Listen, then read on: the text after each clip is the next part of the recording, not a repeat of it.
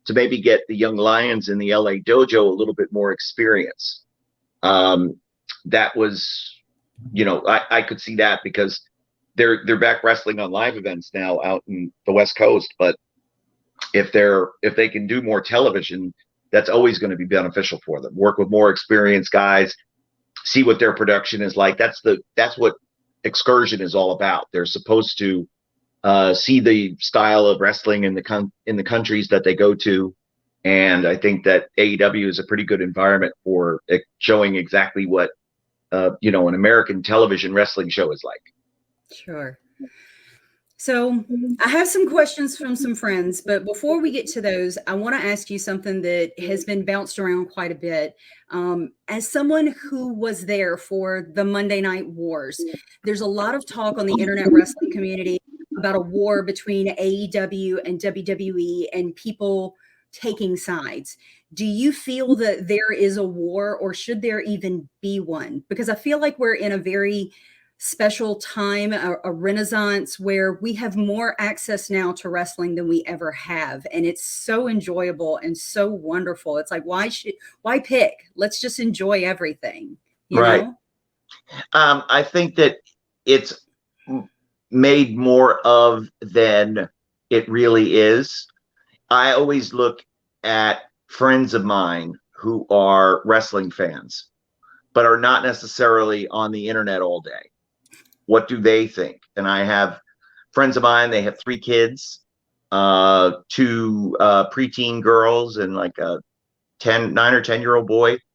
And they love WWE. And they went to a recent event in Hershey, Pennsylvania, and they had a great time. But I think they wouldn't know who or what AEW is. I just don't think they've ever seen it. I don't think they've ever been exposed to it. They know WWE. Another friend of mine who is like always been like a dyed-in-the-wool WWE fan is sort of looking at it, but it's not the same. And he liked guys like Triple H and Mick Foley. So there's a little bit of that nostalgia there, but it hasn't caught on with him yet. I think that the rabid, passionate, super fan base immediately gravitated towards AEW because they've been dying for something new and fresh. And as we've seen the ratings going up slowly, incrementally, ratings move at a glacial pace, and it takes a long time for an audience to grow. In terms of the finger pointing and the us versus them, I think that's kind of, it's overplayed. Because if you offered 10 wrestling fans 2 tickets to both WWE and AEW, I have a feeling that all 10 would go to both. And they would like or dislike it based upon the quality of the show that they went to. So I don't see anybody going, I hate AEW because I'm loyal. I see people saying, I don't understand AEW yet. I was in sales for a number of years, Ori, when I was doing Ring of Honor, and no doesn't mean no in sales. No means I need more information. So I think when fans go, I'm fully supporting WWE and I don't get this whole AEW thing. Well, they're not a hater. They're not anti-AEW. They're just wanting more information about it. They just need to be exposed. So that takes time. And those people will eventually be exposed to it, and they will either like it or dislike it based upon what they've seen, but not necessarily through, WWE lenses. But like my friends, those girls, they dig Roman Reigns. You know what I mean? So they're going to there's going to need to be some hunky guys on AEW to match up with Roman Reigns. And he's a tough act to follow. Well, I mean, Adam Page is back, so there's an option, at least but to he's me. an alcoholic. And I wouldn't want those girls looking. You got that. Yeah. Maybe once we clear up all this business with the Young Bucks and Kenny Omega and what's really going on here, he'll change his ways. Maybe. Oh, I will tell you this, that my wife, who I've been with now for 30 years, hates wrestling. Hates it. And I've tried to get her to watch on many different occasions. I'll put on an Okada Tanahashi match and I'll say, you should watch this because it's one of the most amazing matches ever. And 5 minutes in, she's back looking at her tablet. Okay. But the one that gets her to lower her glasses and look at the screen, Adam Cole. Oh, baby. And I said, oh, you weren't home at one time that Adam Cole came over to the house and we jumped in the car together and went on the road for Ring of Honor. She's like, he was in our house? Yes. Why didn't you tell me? You were doing something. That's amazing. So I think that, you know, again, that the CM Punk Bryan Danielson fan, that's going to draw in some. Adam Cole being, you know, being Adam Cole and being now on that show, I think NXT fans are going to jump right over and watch AEW. That doesn't mean they're going to stop watching NXT because NXT is completely different now. But I think, again, it takes time. When you change your time and you change the channel that you're on, it takes a while. You would think, how would you not know? It's not on TNT, it's on TBS, or it's not Friday night at 8, it's now Friday night at 10, or whatever. How do you not know that? But the ratings reflect that it takes time for those people to find their way. You know, it's 2 channels down, or it's 6 channels down, or whatever. On my Hulu, it's one right above the other. How do you not see it? So it is what it is, but it's always been that way. You would think the Monday Night Wars were won when Mike Tyson came over and did that appearance in Fresno, California, but that wasn't the case.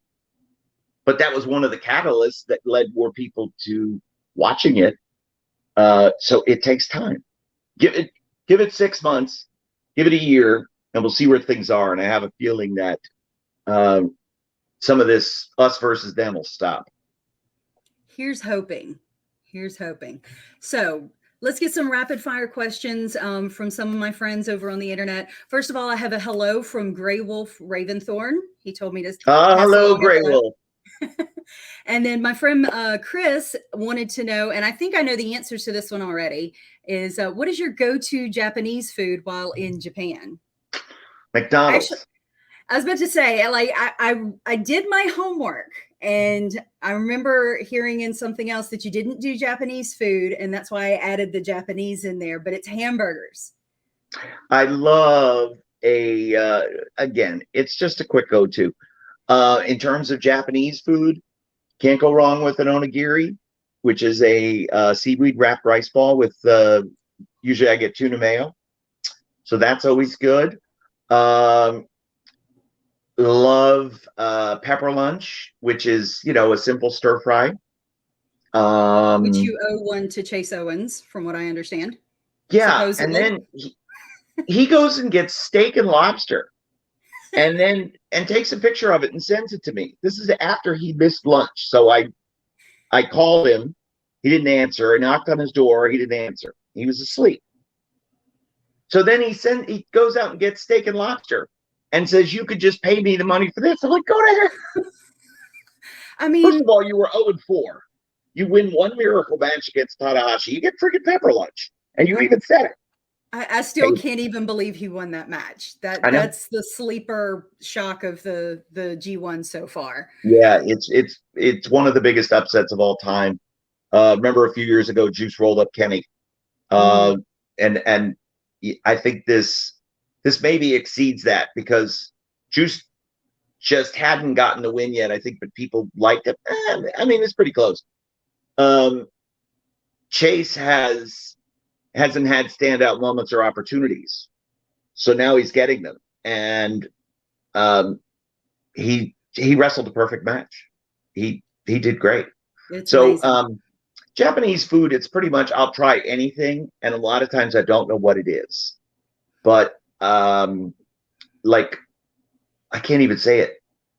Okonomiyaki is a big thing here in this region of the country, which is sort of like a cabbage omelet with a lot of vegetables in it, and it has a brown sauce on top of it that's quite good, but it's messy. It sounds delicious. My friend Aliens for Humans wants to know, if you could impart some wisdom to a young Kevin Kelly, what would you tell him? Ooh. Listen to your wife more. Save your money. Don't drink. And everything's going to work out all right. Don't stress out. That's a good one. So one of our other contributors here on Radio Tekkers, Wi-Fi in Japanese and Wi-Fi in Japanese hotels is crappy, so I apologize. That's okay. One of our co-contributors here at Radio Tekkers, Sai, he wants to know any advice or tips when it comes to doing commentary.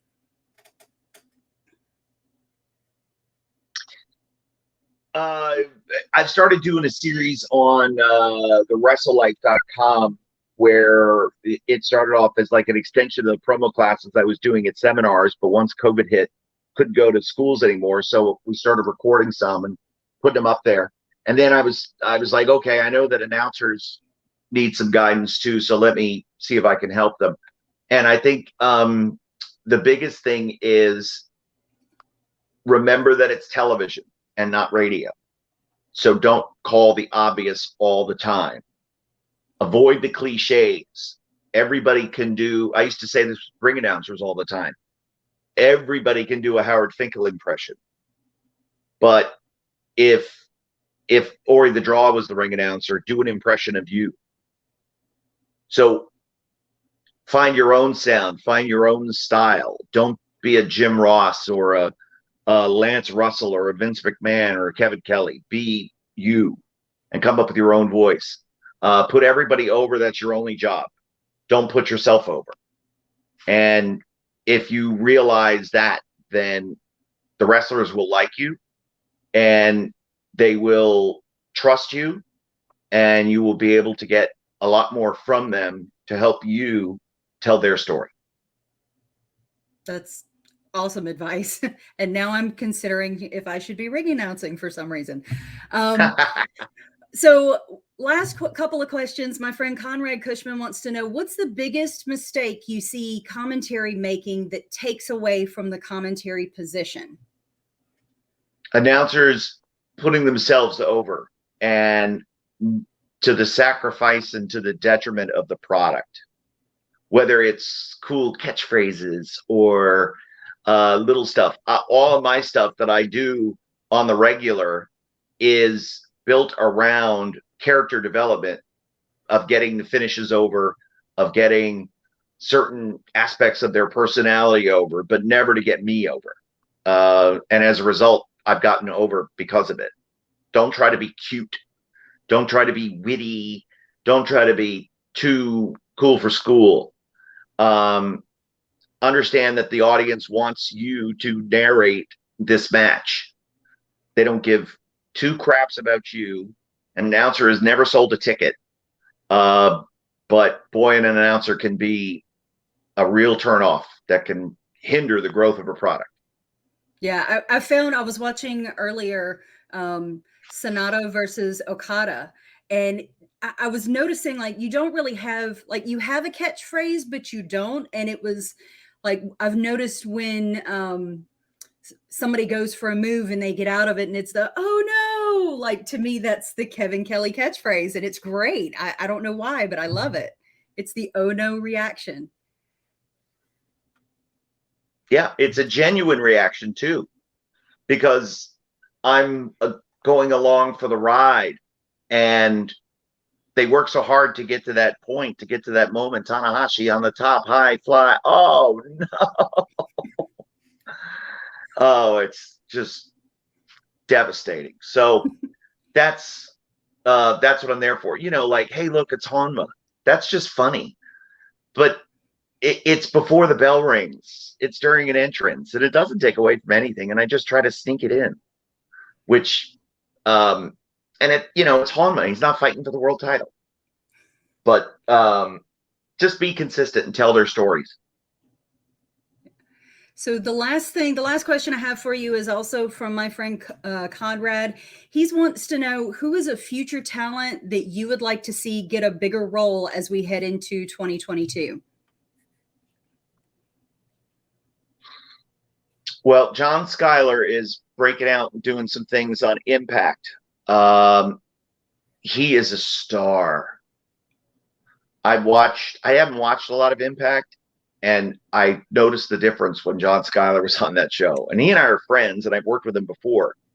But I was like, okay, how is he going to handle this environment? Is he going to look like a star? He looks like a star. He wrestles like a star.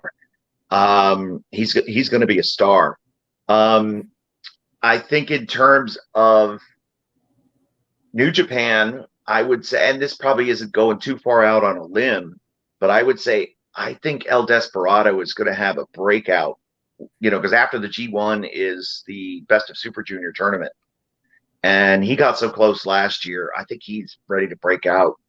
On Strong, while Carl Fredericks and Clark Connors have gotten the lion's share, no pun intended, of press from the Young Lions system, I think Alex Coughlin's improvement and development sets him up for tremendous future success. I still want to see Brody King on a regular basis. I can't take my eyes off of him when I see him.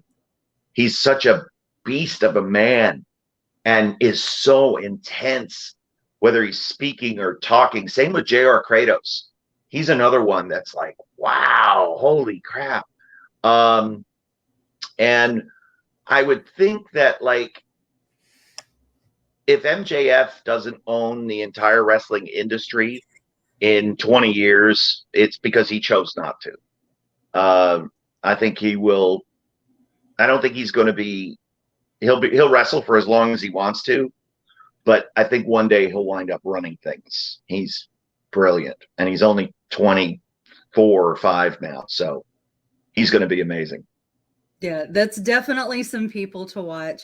And I know you have a bus to catch, so I don't want to take up too much more of your time. Thank you so much for being here. I could talk to you for hours and pick your brain and whatnot, and I would love to do it again sometime. Ori, I got a couple questions for you. Oh, okay. Okay. Did you sing and wake your husband up from his nap? I did not. I waited and did it afterwards as I was trying to curl my hair. Okay. And the last is a statement more than a question. You're an awesome interviewer, and I would do your show on a more regular basis. All you need to do is ask, and don't ever be afraid to ask people for their time, because you are a pro's pro, and it has been a great pleasure getting to meet you and getting to do this interview with you. I am humbled and so appreciative by that. And I have to credit you for some of that, because in YouTube videos that I saw of your interviews, one of the main tips that you give for commentators is be prepared. And I honestly had about 3 Google Doc sheets worth of questions already typed out. When I sit down at ringside, I've got like 8 pages of notes, and I maybe use 2 or 3. But that's okay. Yeah, I think I maybe almost got halfway through all of them. So I'm grateful. I'm so excited.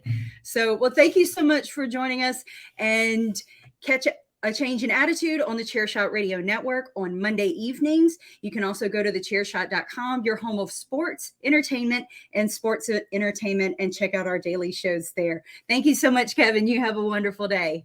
Bye-bye. Bye.